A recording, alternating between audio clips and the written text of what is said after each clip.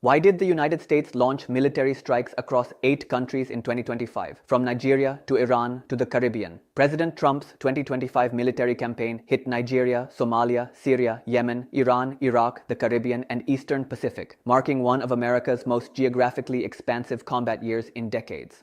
In June, Operation Midnight Hammer sent B-2 bombers 37 hours non-stop to obliterate 3 Iranian nuclear sites with 30,000-pound bunker busters. December's Operation Hawkeye strike dropped 100-plus munitions on 70 ISIS targets across Syria after 2 U.S. soldiers died in Palmyra.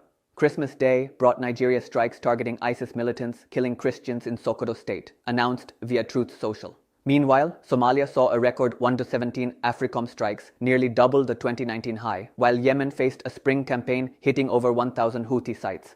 The numbers reveal an unprecedented geographic sprawl. Operation Southern Spear deployed 15,000 troops and a carrier strike group to the Caribbean and Eastern Pacific, conducting 29 lethal strikes on suspected narco-trafficking boats, killing 105. On December 22nd, U.S. forces sank a semi-submersible narco-submarine, the second such strike since October.